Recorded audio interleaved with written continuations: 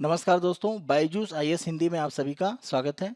आज हम आपके सामने 29 जुलाई 2021 के समाचार विश्लेषण प्रस्तुत कर रहे हैं, जिसमें द हिंदू समाचार पत्र के प्रमुख आलेख तथा संपादकीय से संबंधित चर्चा की जाएगी और उनसे संबंधित जो प्रमुख मुख्य परीक्षा के प्रश्न हैं वो भी हम आपको प्रैक्टिस के लिए देंगे। इसी के साथ साथ उन प्रश्नों के संबंध में जो उत्तर संरचना है उसकी भी हम चर्चा करेंगे। तो आज की चर्चा को प्रारंभ करने से पहले हम विषय सूची देख लेते हैं, कौन कौन से प्रमुख यहाँ पर हमने आलेख और संपादकीय लिए हैं। पहला अगर हम देखें, 97वें संविधान संशोधन के संबंध में सुप्रीम कोर्ट का निर्णय। दूसरा, कठोर जनसंख्या नियंत्रण नीति की आवश्यकता। तीसरा, राजकोषीय संघवाद में सुधार के उपाय। चौथा, शिक्षा में क्रेडिट हस्तांतरण बैंक की स्थापना। सदन में अमर्यादित व्यवहार अस्वीकार। और अंत में मुख्य परीक्षा संबंधी अभ्यास प्रश्न हम देखेंगे। आज के पहले हम यहाँ पर आलेख को लेते हैं और ये एक तरह से भारत में सहकारिता के संबंध में वर्तमान में जो चर्चा है उसको लेकर है। A judgment that must be taken in the right spirit. यहाँ पर हम देखें तो 97वां जो संविधान संशोधन है उसके कुछ भाग के संबंध में सुप्रीम कोर्ट के द्वारा नकारात्मक टिप्पणी की गई है।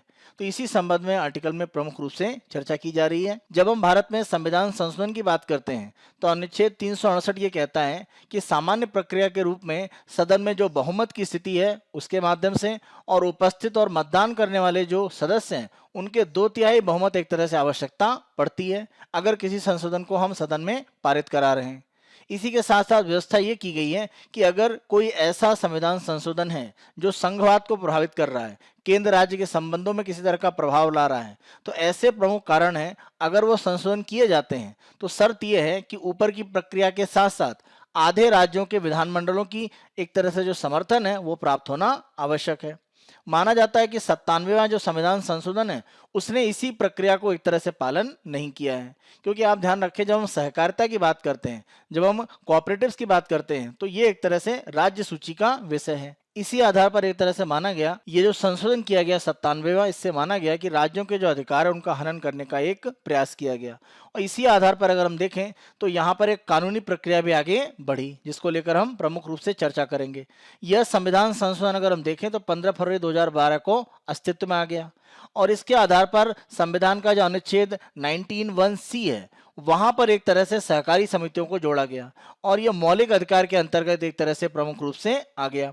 इसी के साथ साथ संविधान में भाग 9B को भी शामिल किया गया। संविधान में ये जो 9B भाग जोड़ा गया इसके द्वारा सहकारी समितियों के संचालन को लेकर जो प्रमुख शर्तें उनको एक तरह से यहाँ पर निर्धारित किया गया। इस संशोधन के माध्यम से राज्य सूची का जो विषय है सहकारी समिति उसके संबंध में परिवर्तन किया गया और इसी आधार पर एक तरह से इसका विरोध किया गया और अंतिम रूप में यह केस सुप्रीम कोर्ट में पहुंचा, जहां पर इसी 20 जुलाई 2021 को सुप्रीम कोर्ट का निर्णय आया और यह निर्णय भारत संघ बनाम राजेंद्र एन शाह के मामले में दिया गया।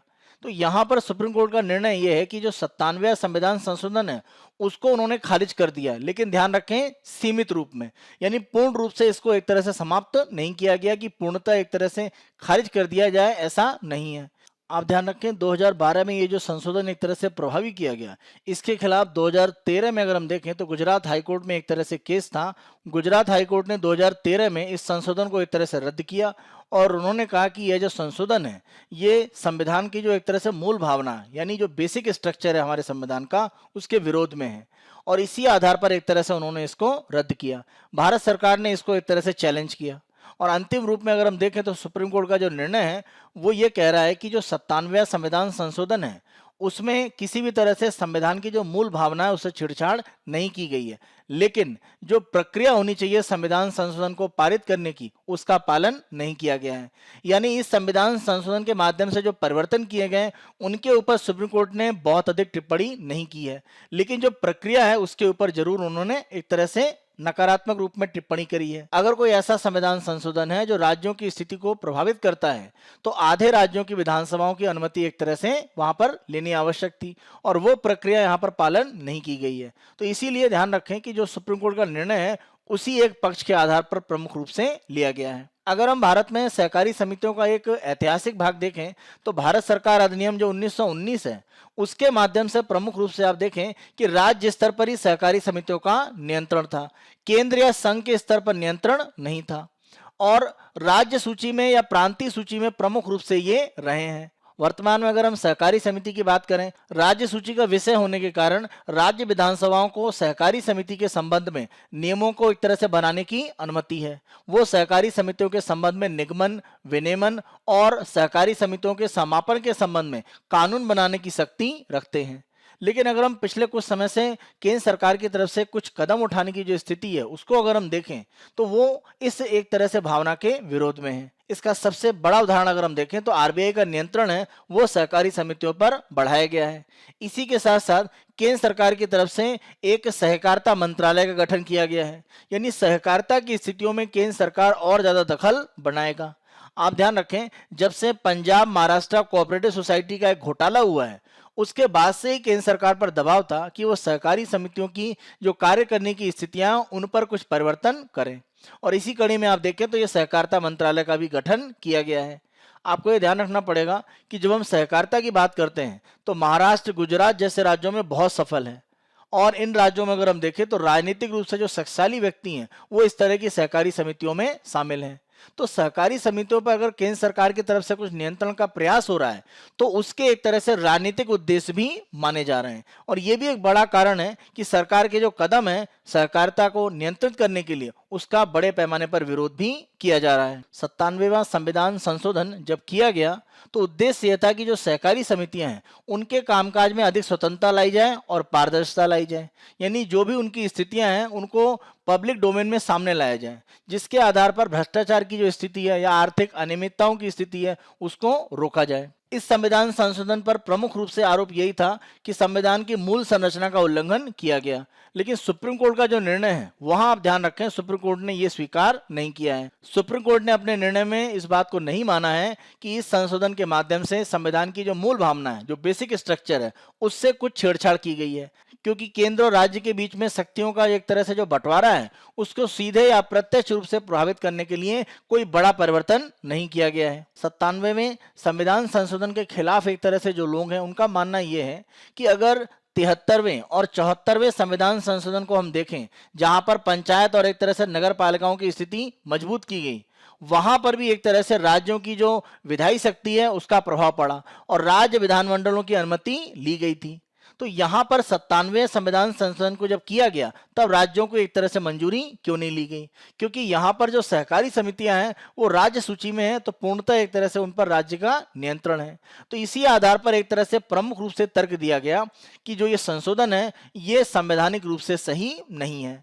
तो आप ध्यान रखें, इस बात को सुप्रीम कोर्ट ने स्वीकार किया है।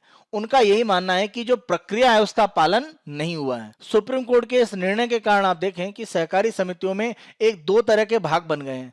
एक ऐसी सहकारी समितियां जिनका पूर्णतः नियंत्रण राज्य करते हैं, यानी वो सहकारी समितियां जो एक ही राज्य में कार्य करती हैं। इसके साथ साथ कुछ ऐसी सहकारी समितियां हैं जो कई राज्यों में कार्य करती हैं, यानी मल्टी स्टेट या बहुराज्य सहकारी समितियां।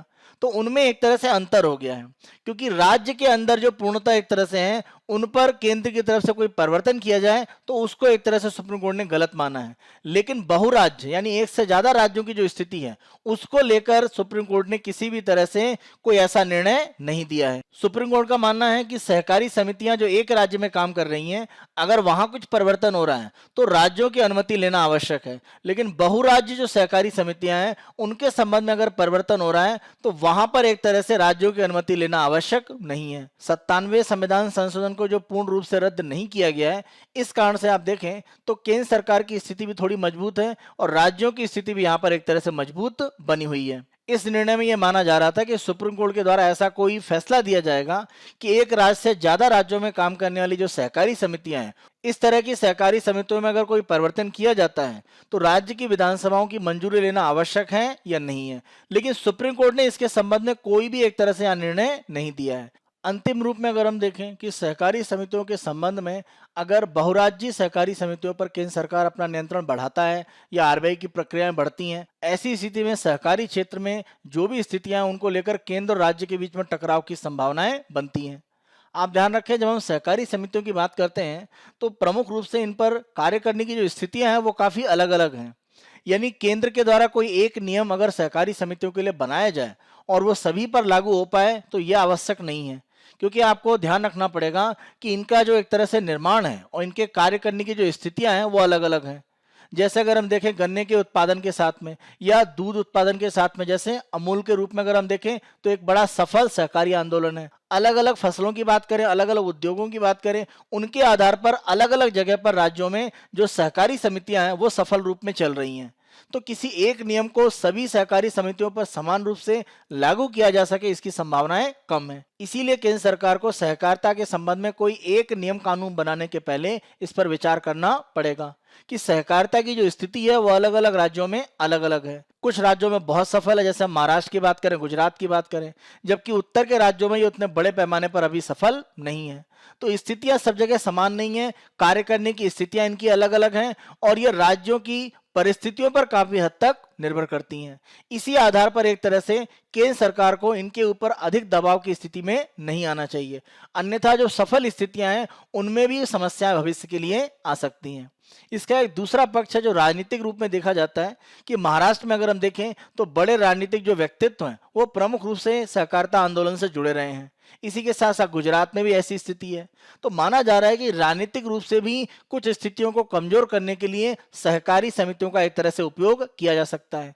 अगर ऐसा है तो यह भविष्य के लिए बहुत सकारात्मक स्थिति नहीं है, क्योंकि सहकारी समितियों का राजनीतिक लोगों के साथ में जो जुड़ाव है उसको आप आसानी से समाप्त नहीं कर सकते हैं, क्योंकि ये लंबे समय का एक प्रक्रिया है। इसीलिए कहा यह जा रहा है कि ये जो निर्णय है सुप्रीम कोर्ट का, उसके आधार पर राज्यों की जो सहकारी समितियां हैं उनमें परिवर्तन की जो स्थितियां हैं उसको लेकर अगर केंद्र सरकार की तरफ से कोई प्रस्ताव आता है तो उन्हें संविधान संशोधन की एक नई प्रक्रिया लानी चाहिए, जिसके आधार पर प्रमुख रूप से राज्यों की भी एक तरह से अनुमति प्राप्त की जाए। इस आर्टिकल में प्रमुख रूप से यही तथ्य कहा गया है कि सहकारिता के संबंध में जो स्थितियां हैं जहां पर अनियमितताएं हैं उनको नियंत्रित करने का प्रयास अवश्य किया जाए, लेकिन पूरे ढांचे में एक बड़ा परिवर्तन करने की जो संभावनाएं दिख रही हैं उस पर सरकार को अपनी प्रक्रियाएं राज्यों के सहयोग के साथ आगे बढ़ानी चाहिए। हम अपने अगले आलेख पर आते हैं, no need for a drastic population policy. अगर हम जनसंख्या नियंत्रण नीति की बात करें तो कुछ राज्यों के द्वारा अपनी इस तरह की नीतियों की बात की जा रही है, खासतौर से उत्तर प्रदेश की हम बात करें और असम की। तो यहाँ पर जो जनसंख्या नियंत्रण नीति है उनमें अगर हम देखें तो विशेष समुदाय के साथ में जनसंख्या नियंत्रण की जो नीतियां उनको जोड़ा जा रहा है। तो यहाँ पर इस आर्टिकल के माध्यम से ये कहा गया है कि भारत में अगर हम धार्मिक समुदाय को एक तरह से अलग कर दें तो जो जनसंख्या नियंत्रण की स्थितियां हैं उनका धर्म के साथ में किसी भी तरह का सीधा कोई संबंध नहीं है। जनसंख्या की जब हम बात करते हैं तो इसका प्रमुख रूप से नियंत्रण करने के जो कारक हैं वो शिक्षा है, इसी के साथ साथ लोगों में जागरूकता कितनी है, ये सारी स्थितियां ज्यादा महत्वपूर्ण है बजाय इसके कि इस तरह की नीतियां किसी विशेष समुदाय या उनके साथ में जुड़ी हुई हैं। तो इस आर्टिकल में प्रमुख रूप से इन्हीं तथ्यों को एक तरह से बताया गया है। जनसंख्या नीति के संबंध में भारत में चर्चा इसलिए बढ़ी है क्योंकि असम और उत्तर प्रदेश के द्वारा अपने यहाँ जनसंख्या नियंत्रण के लिए एक नए कानूनों को लाने की प्रक्रियाएं की जा रही हैं। इसी के संबंध में जनसंख्या नियंत्रण की जो नीति है वो एक तरह से चर्चा में बनी हुई है। अगर हम केंद्रीय स्वास्थ्य और परिवार कल्याण मंत्रालय की जो जनसंख्या प्रक्षेपण के एक तरह से यानी पॉपुलेशन एस्टिमेशन के जो फिगर्स दिए गए हैं उनके अगर हम आंकड़े देखें और ये 2019 में दिए गए थे, उन आंकड़ों में ये कहा गया है कि उत्तर प्रदेश 2025 तक जनसंख्या में प्रतिस्थापन दर को प्राप्त कर लेगा। प्रतिस्थापन दर का मतलब जिस दर पर महिलाएं जनसंख्या के स्तर को बनाए रखने के लिए पर्याप्त बच्चों को जन्म देती हैं, यानी जनसंख्या का स्तर बहुत तेजी से न बढ़ने की स्थिति में नियंत्रण की स्थिति में रहे, ऐसी स्थितियां एक तरह से प्रतिस्थापन दर कहलाती हैं। और माना जा रहा है कि ये जो 2.1 माना जाता है प्रतिस्थापन दर, ये यूपी 2025 में प्राप्त कर लेगा। और अगर असम के लिए बात करें कि प्रतिस्थापन दर, तो ये 2020 में एक तरह से प्राप्त हो जाएगा। तो वर्तमान में हम 2021 में हैं, यानी असम जनसंख्या में प्रतिस्थापन दर की जो स्थिति है उसमें 2020 में पहुंच चुका है और आज से 4 साल बाद यानी 2025 में वहां पर एक तरह से उत्तर प्रदेश भी पहुंच जाएगा। और जनसंख्या की जब हम नियंत्रण की बात करते हैं तो प्रमुख रूप से प्रतिस्थापन दर को स्थापित करना ही उद्देश्य है। तो अगर ये उद्देश्य अपने आप ही 2025 तक पूर्ण रूप से प्राप्त हो जाएंगे तो आज के समय में कोई नई प्रकार की जनसंख्या नियंत्रण की नीति की क्या आवश्यकता है। तो ये केंद्र सरकार के अपने जो दस्तावेज हैं उसके आधार पर एक तरह से इस तरह की राज्यों की जो नीतियां हैं उन पर एक प्रश्न चिन्ह लगता है। अगर हम राष्ट्रीय परिवार स्वास्थ्य सर्वेक्षण 2 के आंकड़े देखें तो यहाँ पर 1998-99 में यूपी में अगर हम कुल प्रजनन दर की बात करें यानी टोटल फर्टिलिटी रेट, कुल प्रजनन दर का मतलब होता है कि प्रजनन आयु वर्ग की महिलाओं के अपने जीवन काल में बच्चों की औसत संख्या। तो महिलाओं का जो प्रजनन का एक तरह से आयु काल है उसमें कितने औसत बच्चे हैं वो एक तरह से कुल प्रजनन दर कहलाती है।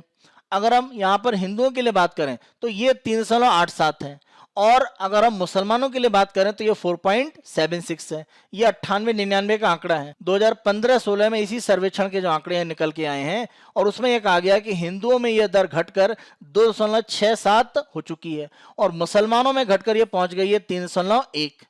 यानी अगर आप यहां पर कमी देखें तो हिंदुओं में कमी 1.2 की हुई है, जबकि मुसलमानों में अगर हम कुल प्रजनन दर की कमी की बात करें तो 1.66। यहां पर भी अगर आप देखें तो हिंदू और मुस्लिम जो दो प्रमुख धार्मिक समुदाय हैं भारत में, दोनों में ही जनसंख्या में एक तरह से जो गिरावट है वो दर्ज की जा रही है।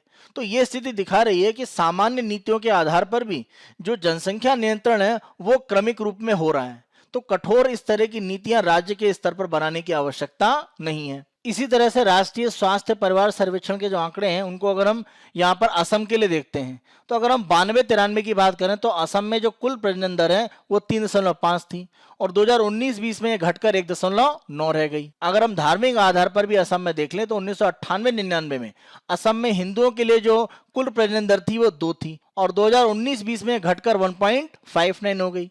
इसी अवधि में अगर हम मुसलमानों में देखें तो 3.05 से घटकर यह 2.38 रह गई। ये आंकड़े दिखा रहे हैं कि हिंदुओं की जो कुल प्रजनन दर है 1.59 है और मुसलमानों में 2.38, और प्रतिस्थापन की जो दर है वो कितनी है 2.1। यानी हिंदुओं में अगर हम दर देखें तो प्रतिस्थापन के नीचे है, असम की बात कर रहे हैं। और अगर हम मुसलमानों में बात करें तो 2.38 और 2.1 में आप देखें तो बहुत बड़ा अंतर नहीं है, तो ये भी लगभग प्राप्त होने की स्थिति में है। यहाँ असम में भी अगर हम देखें तो दोनों जो प्रमुख धार्मिक समुदाय हैं वहां पर भी एक तरह से कुल प्रजनन दर है वो प्रतिस्थापन स्थिति में पहुंचने वाली है या एक जगह उसके नीचे है।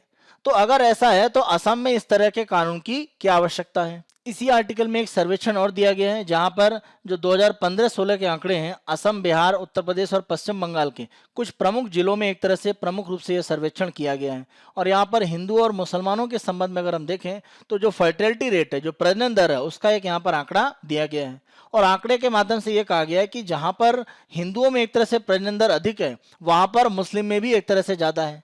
यानी धार्मिक आधार पर इस तरह से अंतर आप नहीं बता सकते हैं। इन आंकड़ों में यह भी कहा गया प्रमुख रूप से कि अगर हम असम के 4 जिलों को देखें, बिहार के 11 जिले, उत्तर प्रदेश के 22 और पश्चिम बंगाल के 3 जिले, तो यहां पर जो कुल प्रजनन दर है वो हिंदुओं की मुस्लिम से ज्यादा है। तो धार्मिक आधार पर किसी भी तरह से अगर आधारित करके कोई जनसंख्या नियंत्रण की नीति कहीं पर बनती है तो उसका वैज्ञानिक कोई आधार नहीं है। तो ये आंकड़े एक तरह से इस तरह की जो नीति है उसके पूर्ण रूप से नकारात्मक पक्ष को बताते हैं।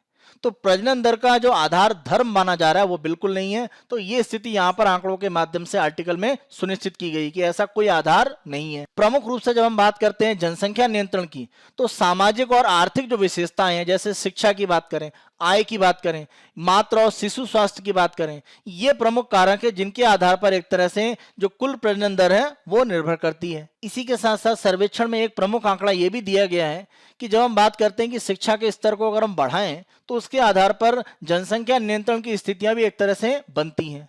लेकिन इसके विरोध में एक तरह से अगर हम देखें, जो हिंदी भाषी राज्य हैं उत्तर भारत में प्रमुख रूप से, वहां पर एक सर्वेक्षण किया गया है स्नातक महिलाओं की। इस सर्वेक्षण में उन महिलाओं से एक तरह से बात की गई है जो स्नातक हैं और वर्तमान में उनके 2 बेटियां हैं, और उसके बाद भी वो एक और बच्चे के लिए प्रयास कर रहे हैं। यानी और वो बच्चे के रूप में अगला तीसरा बच्चा इसलिए चाह रहे हैं क्योंकि उन्हें लड़के की एक तरह से आशा है। तो आप देखें कि स्नातक स्तर पर महिला के शिक्षित होने के बाद भी 2 बच्चों के बाद तीसरा बच्चा अवश्य हो, खासतौर पर लड़के की जो प्राथमिकता है उसके कारण से आप देखें कि जनसंख्या नियंत्रण की जो सारी कोशिशें हैं वो एक तरह से विफल हो जाती हैं। तो यहाँ पर हम शिक्षा के आधार पर मानते हैं कि अगर शिक्षित लोग बढ़ते हैं तो जनसंख्या नियंत्रण एक तरह से आसानी से होता है, लेकिन ये आंकड़ा दिखाता है इसके बिल्कुल विरोध में। और अगर हम यहाँ पर देखें तो बिहार में लगभग 23.7, यूपी में 27.3 और राजस्थान में 28.3 जो लड़कियां हैं जो स्नातक थी उन्होंने इस तरह के यहाँ पर आंकड़े बताए। तो ये स्थिति दिखा रही है कि शिक्षा के स्तर को बढ़ाकर भी हम जनसंख्या नियंत्रण की स्थिति पर नहीं पहुंच रहे हैं। तो इस तरह की अगर कोई कठोर नीति बनाते हैं और विशेष समुदाय के साथ जोड़कर अगर रखते हैं तो उसके सफल होने की संभावनाएं बहुत अधिक नहीं है। ये आंकड़ों के माध्यम से अभी हमने देखा। यहाँ पर प्रमुख रूप से हमें यह ध्यान रखना पड़ेगा कि अभी भी जो मानसिकता है वो पितृसत्तात्मक है और जाति प्रधान समाज की अगर हम बात करें भारत में, वहां पर बेटों को अभी भी एक तरह से वरीयता है। तो हम कितना भी एक तरह से प्रचार प्रसार कर रहे हैं और बड़े पैमाने पर आगे बढ़ा भी रहे हैं, बेटी बचाओ बेटी पढ़ाओ, लेकिन अभी भी लड़के को लेकर जो प्राथमिकता है वो हमारे मानसिकता में बनी हुई है। तो उनमें एक तरह से सुधार करने की जरूरत है। जब तक वहां पर सुधार की स्थिति नहीं बनेगी, जनसंख्या नियंत्रण को आप इस तरह के कठोर कानून के माध्यम से रोक पाएंगे, इसकी संभावनाएं कम है। मान लीजिए इस तरह का कानून बनता है तो स्थितियां क्या बनेंगी, क्योंकि अभी भी लड़के को लेकर एक वरीयता हमारे समाज में बनी हुई है। अगर इस तरह का कोई कठोर कानून बनता है और अभी भी हमारे समाज में लड़कों को लेकर जो वरीयता है वो स्थिति अगर नहीं बदलती है तो इसका परिणाम क्या होगा कि आप 2 बच्चों का जो मानदंड है उसको लागू करवाएंगे। अब इसके आधार पर लिंग चयन वाली जो स्थितियां हैं वो बढ़ेंगी और उसके आधार पर गर्भपात भी बढ़ेंगे। कारण आपने 2 बच्चों की लिमिट लगा दिया है, या पहली बेटी है और दूसरी भी बेटी है तो दूसरा बच्चा उन्हें लड़का चाहिए, तो दूसरी जो बेटी है उसका गर्भपात होने की संभावनाएं बढ़ जाती हैं। तो आप ध्यान रखें कि लिंग चयन के आधार पर गर्भपात और कन्या भ्रूण हत्या इसके मामले बढ़ सकते हैं। तो इस तरह की अगर हम 2 बच्चों की कोई नीति अपनाते हैं जनसंख्या नियंत्रण के लिए तो उसके इस तरह के नकारात्मक प्रभाव भी हो सकते हैं। जनसंख्या नियंत्रण के लिए जब भी हम बात करते हैं तो हम चीन का उदाहरण देते हैं कि चीन में एक तरह से एक बच्चे की नीति अपनाई गई और वो काफी सफल मानी गई, लेकिन वर्तमान में आप देखें चीन सरकार को इसे बदलना पड़ा। क्योंकि अगर आप इस तरह की नीति अपनाते हैं तो होता क्या है कि आपकी जनसंख्या में जो वृद्ध लोगों की संख्या है वो बढ़ जाती है, तो आर्थिक रूप से कार्यकारी जो जनसंख्या है उसका आंकड़ा घट जाता है।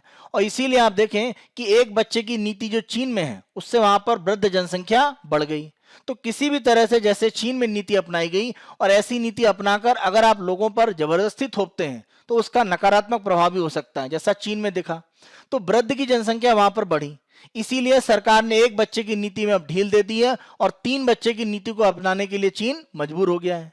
तो हमें इस पर भी एक तरह से ध्यान रखना पड़ेगा, क्योंकि भारत में जनसंख्या प्रक्षेपण की जो रिपोर्ट है, अनुमान ये है कि 60 वर्ष और उससे अधिक आयु के अगर हम लोगों का अनुपात देखें तो 2011 में ये 13.8% है और 2036 में माना जा रहा है कि ये बढ़कर 13.1% हो जाएगा। अगर हम देखें तो हमारी लगभग चौथी जो आबादी है वो एक तरह से 60 वर्ष से ऊपर की हो जाएगी।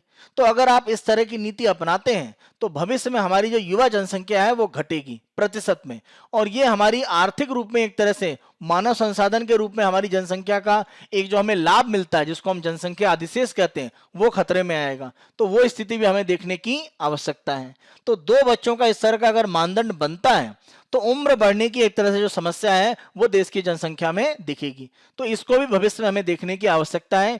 इसीलिए इस तरह की कठोर नीति अपनाने की जगह पर हम जो वर्तमान स्थितियां चल रही हैं उनमें और सुधार कर सकते हैं, क्योंकि जनसंख्या नियंत्रण की स्थितियां दिख रही हैं। बहुत से राज्यों में जो कुल प्रजनन दर है वो प्रतिस्थापन के स्तर पर पहुंच चुकी है, लगभग 2.1।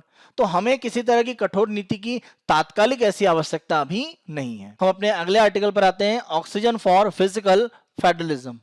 तो अगर हम फिजिकल फेडरलिज्म की बात करें यानी राजकोषीय संघवाद, जब हम राजकोषीय संघवाद की बात करते हैं तो केंद्र और राज्य के बीच में जो भी एक तरह से वित्तीय लेन देन है उनको लेकर किस तरह से सहयोग को बढ़ाया जाए। प्रमुख रूप से अगर हम देखें तो जीएसटी के बाद से केंद्र राज्य में जो राजकोषीय संघवाद है उसमें लेकर विवाद बढ़े हैं, और पिछले 1-1.5 साल से जब से कोविड की स्थितियां बनी हैं उसके बाद से यह टकराव और बढ़ा है। इसी संबंध में यह कहा गया है कि जो राजकोषीय संघवाद है इसको मजबूत करने की हमें भविष्य में आवश्यकता है। राजकोषीय संघवाद की जब हम बात कर रहे हैं तो प्रमुख रूप से समस्या क्या है, तो केंद्र राज्य के बीच में जो वित्तीय संबंध है उनमें किस तरह से सुधार किया जाए गुणात्मक रूप में। तो पहला अगर हम यहाँ पर एक प्रमुख विवाद देखें तो जीएसटी के मुआवजे को लेकर, तो उद्देश्य ये था कि राज्यों को राजस्व में कोई नुकसान ना हो, और यह कहा गया था कि अगर राज्यों को मान लीजिए राजस्व में नुकसान होता है तो उसकी भरपाई केंद्र करेगा। और एक दर बना दी गई थी कितनी, 14%, यानी राज्य अगर प्रति वर्ष 14% की राजस्व वृद्धि दर प्राप्त नहीं कर रहे हैं तो जो कमी होगी उसकी भरपाई सरकार करेगी। तो ये जो एक तरह से क्षतिपूर्ति की बात की गई थी, जो मुआवजे की बात की गई थी, इसको लेकर स्थितियां एक तरह से टकराव भरी हैं।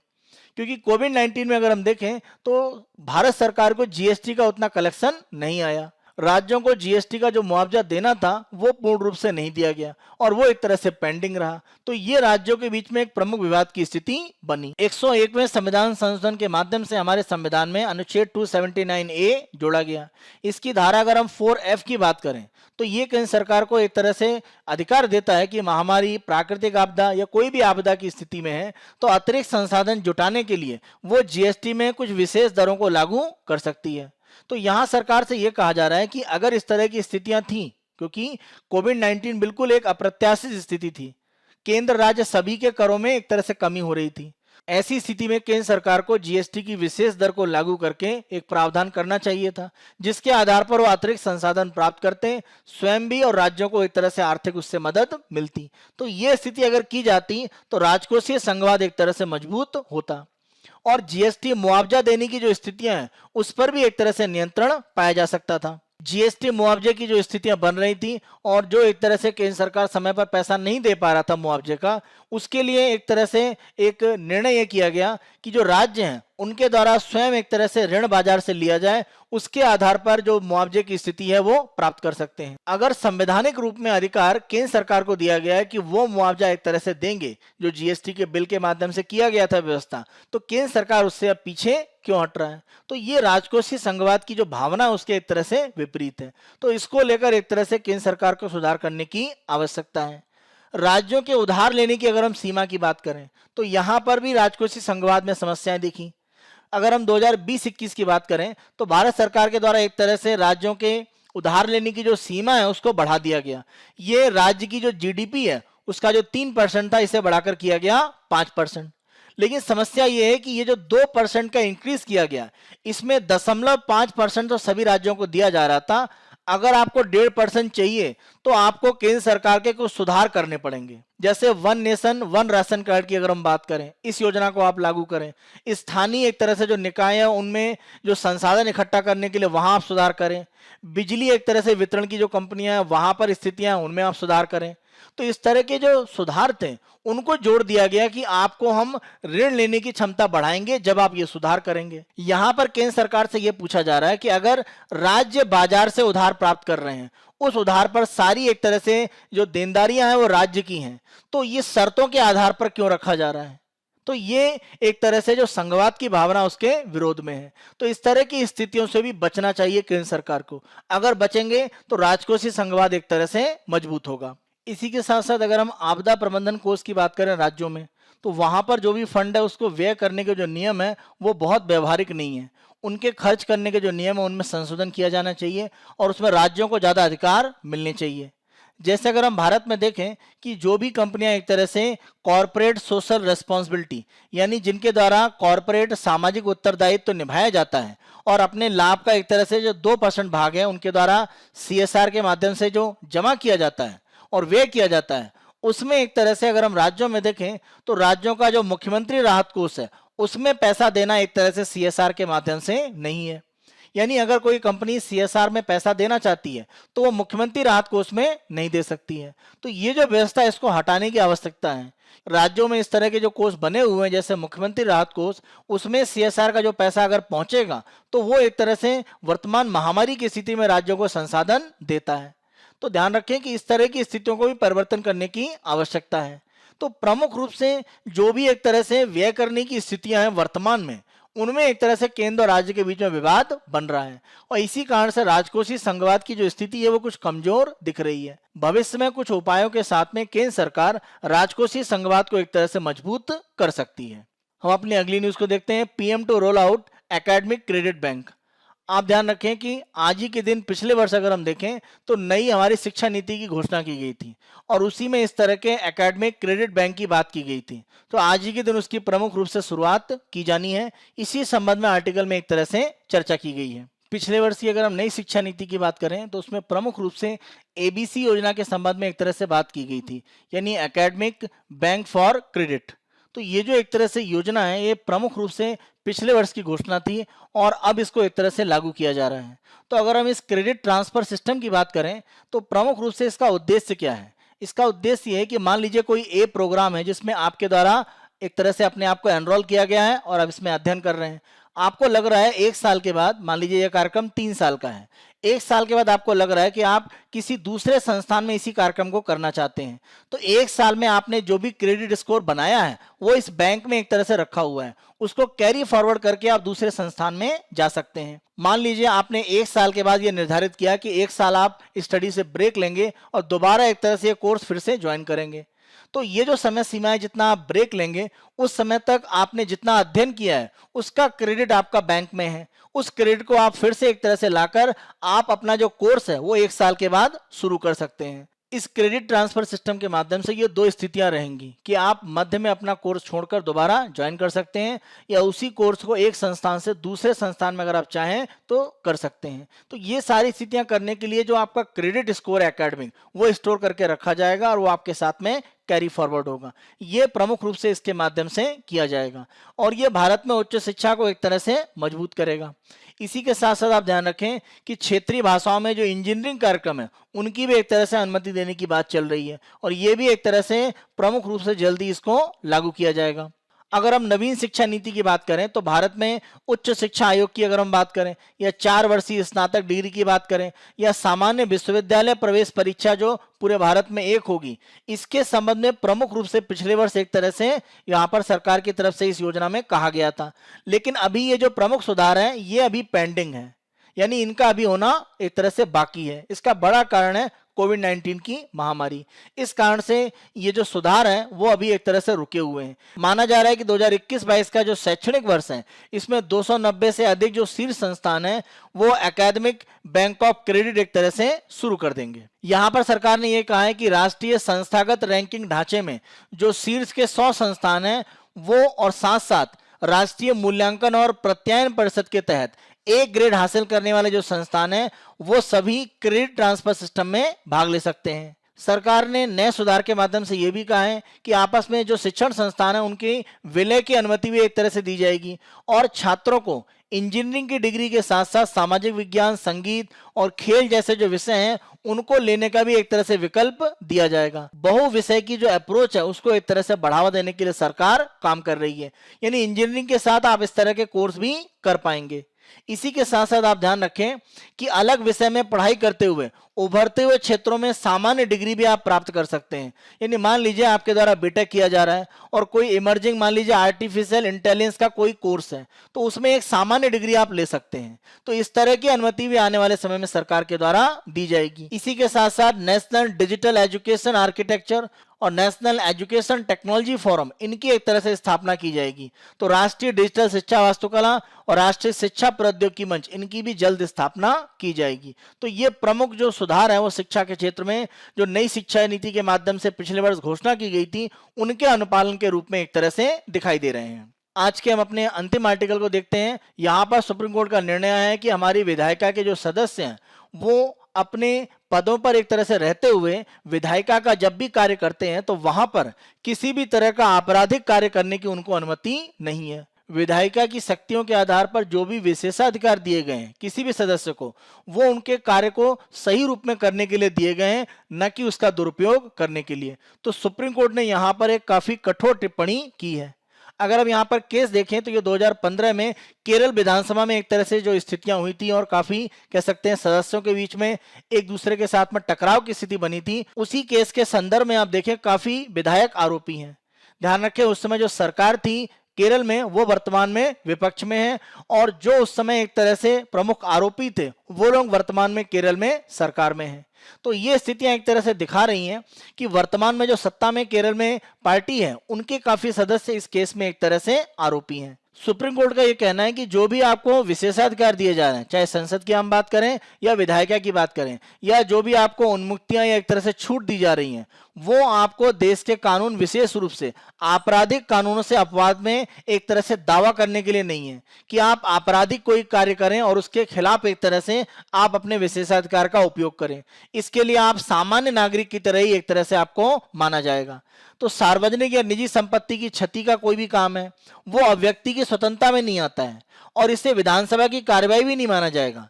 यानी आपने किसी भी तरह से माइक तोड़ा या सीटें फेंकी और ये घटना विधानसभा के अंदर हुई, तो इसको हम विधानसभा की कार्यवाही का भाग नहीं मानेंगे। ये एक तरह से आप कह सकते हैं कि आपराधिक मामले की स्थिति में बनता है। विधायक हो या सांसद हो, सभी के लिए एक तरह से कहा जा रहा है कि अगर संसदीय या जो विधायकी विशेषाधिकार है वो आपराधिक एक तरह से स्थिति से उनको किसी भी प्रकार की छूट नहीं देते हैं। सुप्रीम कोर्ट का यह कहना है कि विधायिका के निर्वाचित सदस्यों को जो विशेषाधिकार या जो उन्मुक्तियां या छूट दी गई हैं, उनका उद्देश्य यह है कि वो किसी भी बाधा, भय या पक्षपात के अपने जो आवश्यक कार्य हैं वो एक तरह से कर सके।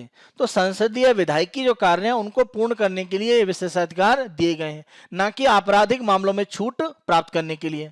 संसद या विधायिका में अगर हम आवश्यक कार्य की बात करते हैं तो सदस्यों के लिए आवश्यक कार्य है कि विचार विमर्श के माध्यम से सामूहिक रूप से निर्णय लेने की जो प्रक्रिया उसको आगे बढ़ाया जाए। सुप्रीम कोर्ट ने प्रमुख रूप से अंतिम रूप में टिप्पणी में यह कहा है कि ये जो विधायकों को विशेषाधिकार है वो उनको कार्यों के निर्वहन करने के लिए एक कार्यात्मक रूप में एक छूट देता है, न कि उनके लिए किसी तरह का एक स्टेटस सिंबल है या उनकी स्थिति का प्रतीक है।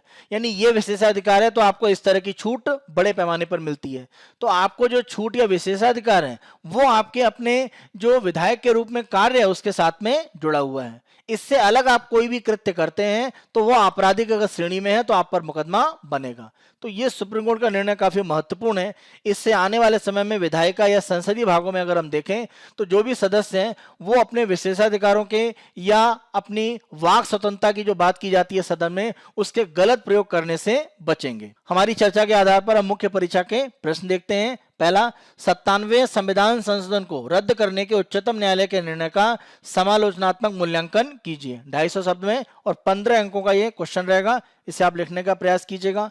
उत्तर संरचना देखें। भूमिका, सहकारिता पर आरबीआई का बढ़ता नियंत्रण और नया सहकारिता मंत्रालय, इस परिप्रेक्ष्य में एक तरह से आप भूमिका बताएंगे। मुख्य भाग में सहकारिता की संवैधानिक स्थिति बताना है। 97वें संविधान संशोधन से प्रावधान जो जोड़े गए, विवाद का कारण, केंद्र सरकार द्वारा नियंत्रण बढ़ाने के जो प्रयास हो रहे हैं क्योंकि वही प्रमुख रूप से विवादित है, और निर्णय के माध्यम से आप बताएंगे कि कुछ स्थिति को सुप्रीम कोर्ट ने मना किया है लेकिन अन्य स्थितियों को जारी रखा है। तो इसीलिए माना जा रहा है कि इसमें सहकारिता की स्थिति में परिवर्तन को लेकर भविष्य में कुछ कदम जरूर उठाए जाएंगे। निष्कर्ष में आप बताएंगे कि जो प्रक्रिया है इस संशोधन की उसको गलत कहा गया है और राज्यों का जो मत है उसको एक तरह से यहाँ पर माना गया है कि वो आवश्यक है क्योंकि राज्य सूची के विषय के संबंध में परिवर्तन किया जा रहा है। तो ये निष्कर्ष के रूप में एक तरह से आप लिखेंगे कि जो भी एक तरह से संशोधन है वो पूर्णतः गलत नहीं है, लेकिन उसकी प्रक्रिया जो एक तरह से पालन की गई उसको पारित कराने में वो एक तरह से गलत है। आज के अपने दूसरे प्रश्न को हम देखते हैं। भारत में मौजूदा विवादों के आधार पर राजकोषीय संघवाद को मजबूत करने के उपायों पर चर्चा करें। ये भी 250 शब्दों में है। 15 अंकों का प्रश्न से आप लिखने का प्रयास कीजिएगा। उत्तर संरचना देखें। भूमिका, जीएसटी और उधार लेने की राज्यों की स्थिति प्रमुख रूप से राजकोषीय संघवाद को कमजोर कर रहा है, ये आपको बताना है क्योंकि ये प्रमुख कारण है। मुख्य भाग में आपको प्रमुख समस्याएं बतानी है जो हमने एक तरह से चर्चा करी है, और सुधार करने के लिए उपाय क्या क्या हो सकते हैं वो आप बता सकते हैं। जैसे जीएसटी कानून में कहा गया है कि विशेष रूप से नई दरें लगाकर सरकार संसाधन इकट्ठा कर सकती है। तो इस तरह के जो उपाय हैं जो हमने चर्चा करी है वो आप यहाँ पर बताएंगे। निष्कर्ष में आपको बताना है राजकोषीय संघवाद आर्थिक मजबूती के लिए वर्तमान महामारी की आपातकालीन स्थिति में आवश्यक है क्योंकि राज्य और केंद्र दोनों के स्तर पर संसाधनों की कमी है। तो अगर राजकोषीय संघवाद कमजोर होगा तो ऐसी स्थिति में राज्यों की स्थिति कमजोर और हो सकती है और ये वर्तमान महामारी में अच्छी स्थिति नहीं होगी। इसीलिए राजकोषीय संघवाद को भविष्य में मजबूत करने की आवश्यकता है। ये हमारा 29 जुलाई 2021 का समाचार विश्लेषण था। आने वाले दिनों में अन्य दिनों के विश्लेषण हम आपको इसी तरह से उपलब्ध कराते रहेंगे। बायजूस आईएएस हिंदी को आप बहुत पसंद कर रहे हैं। अधिक से अधिक संख्या में लाइक, शेयर और सब्सक्राइब अवश्य करें। धन्यवाद।